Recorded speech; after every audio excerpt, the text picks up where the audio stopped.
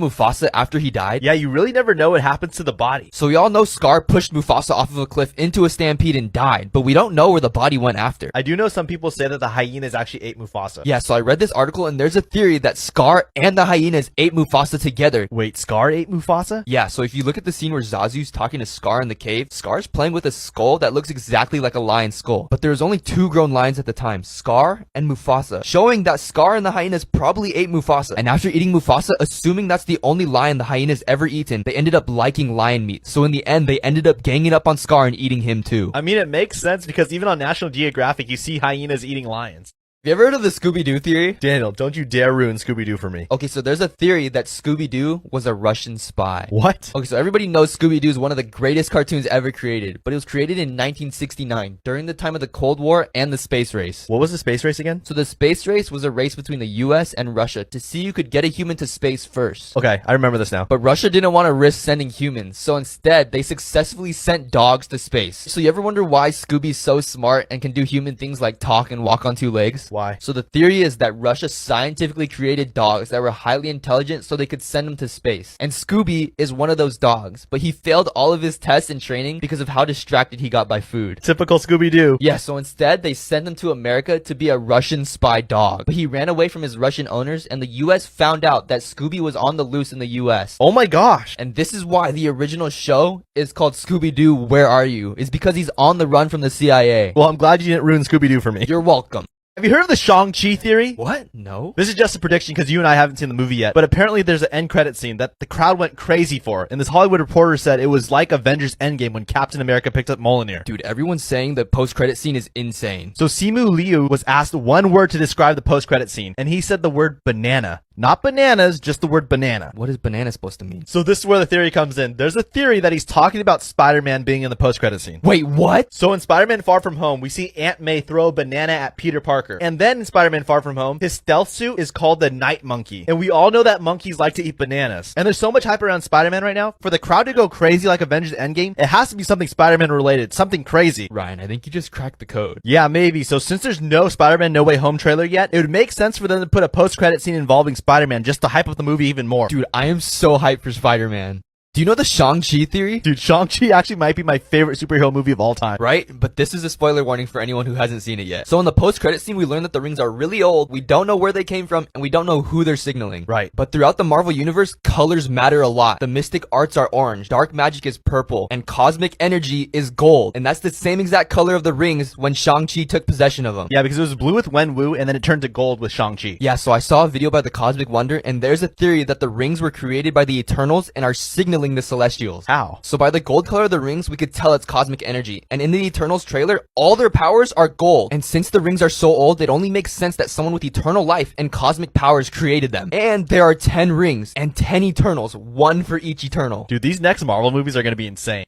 Well, I have a theory about the new Spider-Man No Way Home movie. Wait, what? Do you know in the show Loki how they call the different versions of Loki variants? Which is basically showing us the multiverse, how there's different versions of the same character. Yeah. And you know how it's rumored that Tobey Maguire is going to be in the new Spider-Man movie? Dude, I'm gonna freak out if that actually happens. So this is where the theory comes in. You know how in every single Spider-Man movie we see Uncle Ben and they show how he dies? Yeah. But in Tom Holland's version of Spider-Man, we've never seen what Uncle Ben looks like. Right. What if Tobey Maguire in Tom Holland's variant timeline was actually Uncle Ben? And when Tom Holland sees Tobey Maguire's Spider-Man for the first time, he's going to get really emotional because he looks just like his Uncle Ben. Because Tobey Maguire's Spider-Man is actually a variant of Uncle Ben in Tom Holland's timeline. Wait, that would be so crazy if they connect both universes like that. It would make the movie better because you would see like this relationship that Tom Holland has with his Uncle Ben again.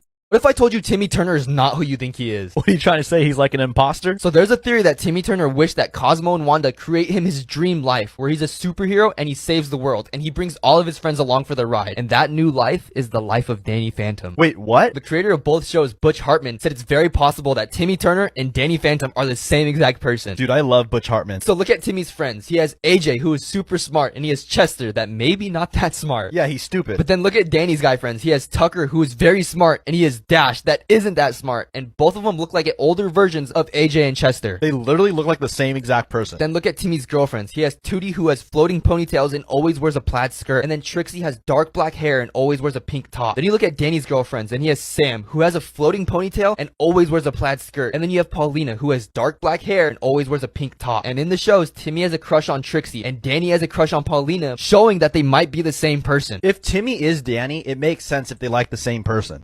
What if I told you Kevin from The Office is actually a criminal? Hey, don't pick on Kevin. So we all know Kevin's considered the dumb one in The Office, but he's actually the smartest one out of everyone. I've always believed in Kevin. So there's a theory that Kevin's a super smart criminal that tricked everyone into thinking that he's super dumb so he could steal money from Dunder Mifflin. You actually have proof that he stole money? Yeah, so in one episode he keeps asking Martin how Martin got arrested, but then Kevin gets super scared because he admits that he does that every day in The Office. I do remember that episode. And in another episode, Kevin knows where Oscar hides the company money and how to steal it. And how is Kevin able to afford to buy a bar right after he got fired from Dunder Mifflin? And throughout the show, we constantly see him outsmarting everyone for money, like when he's playing Dallas with Andy and Daryl. I always knew that Kevin was capable of so much more. Have you ever heard of the Office theory? No. What if I told you someone from the show is a criminal? Wait, who? So in The Office, there's a city criminal called the Scranton Strangler, and he's mentioned multiple times throughout the show. Yeah, I remember him. But we've always wondered who the Scranton Strangler is, but many have theorized that it's Toby Flenderson, but now there's more evidence to back it up. Wait, you're telling me you actually have proof of this? Yeah, so in the viewing party episode, we see the entire office at Toby's desk watching the car chase of the Scranton Strangler, but everybody's at Toby's desk except for Toby. Dude, I always wondered why he wasn't there. Exactly. And if you look at the car being chased on the news, the same exact car was seen in the parking lot of Dunder Mifflin in an earlier episode, showing that the Scranton Strangler works in the building. Dude, it probably was Toby. He looks like a killer. And maybe that's why Michael Scott never liked him. Exactly! So there's a crazy theory about John B's dad from Outer Banks. Dude, the way they ended season 2, that cliffhanger was crazy. Right? And in season 2, we got introduced to Carla Limbry, and there's a theory that she has some sort of family relation to John B and Big John. Because if you go back to season 1, and John B's looking at the picture of his great-grandfather's last name was Limbry. So they're related? Yeah, and there's also a theory that in season 3, John B's dad is gonna be bad. Like he's gonna be like the next Ward Cameron? Think about it. Everyone except for the Pogues that have searched for the Royal Merchant Gold and the Cross have turned evil because they're so greedy. But there's a theory that when John B reunites with his dad, he's gonna be so blinded by the happiness of having his dad back, he's not gonna realize that his dad is just as greedy as Ward and Carla. And Big John will try to convince John B to leave the Pogues and take the gold for themselves. That's actually a good theory for season 3. You know the Outer Banks theory? No. So Outer Banks season 2 is so good, but there's a spoiler alert for anyone who hasn't seen it yet. Dude, season 2 was good. So in this season, everybody's after the cross of Santo Domingo that has a shroud in it, and shroud is just another word for a piece of cloth. But it has healing powers, but it ends up not being in the cross. Yeah, it was so weird how the cloth wasn't there. So there's a theory that the reason why the cloth wasn't there is because John B has had it this entire time. Wait, what? So at the end of the season, John B's dad says he knows where the shroud is. Dude, I can't believe he's still alive. Yeah, but before he died, he gave John B a bandana that John B always wears around his neck, and that bandana is the shroud. Yeah, remember John B touches Sarah with the bandana after she was shot and she comes back to life. And then John B was attacked by an alligator and he wraps the bandana around the wound and he's able to walk and run just fine. Yeah, remember the first season 2 when he falls off that huge cliff and he's fine? Dude, he has the shroud. Have you ever wondered how Phineas and Ferb's inventions always disappear at the perfect time? Yeah, it's always right before the mom can see it. Yeah, and when it disappears, it's usually because Dr. Doofenshmirtz's machine hits it. But what if I told you the boys aren't just getting lucky? Okay, then what happens then? So I read this article, and there's a theory that Perry is the real reason why the boys never get caught. How? So at the beginning of the episodes, Perry always leaves right after the boys plan out their day, but he's always there to hear what they're gonna do. And when their inventions disappear, it's usually because Perry is pointing Dr. Doofenshmirtz's machine in the right direction to destroy their invention, because Perry knows exactly what would happen to the boys if their mom catches them. Literally almost every episode, Perry comes in clutch for them.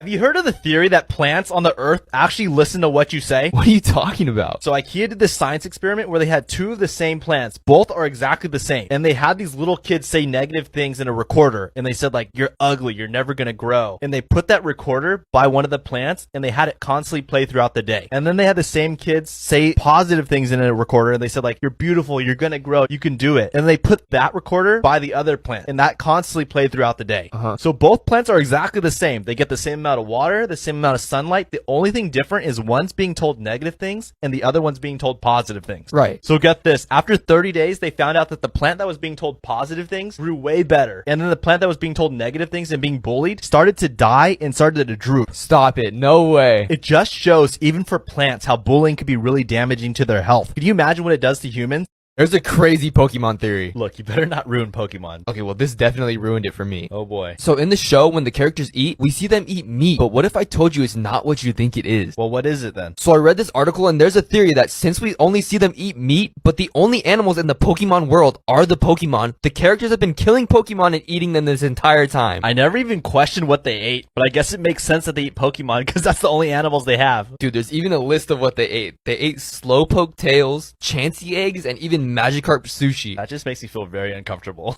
Did you know that peeing in a swimming pool could be deadly? What do you mean by deadly? So everyone knows that people pee in swimming pools. Like, we've all done it throughout our life at least once. The average person will pee at least a cup of pee in a swimming pool. I think I've done a little more than a cup. So a scientist named Ernest Blatchley found that peeing in a swimming pool could actually be very deadly. So in swimming pools, there's a chemical called chlorine, and it cleans pools. But when it mixes with pee, it becomes a very dangerous chemical called cyanogen chloride. So cyanogen chloride is actually a very dangerous toxin that is used in war for biological warfare. Wait, are you telling me my pee is a weapon? When it mixes with chlorine, it is because it causes heart damage and lung damage and can be very dangerous in large amounts. And it causes respiratory issues and makes our skin and eyes really irritated. Dude, no wonder why I feel sick sometimes when I go to my friend's pool. Yeah, they've probably been peeing in that pool.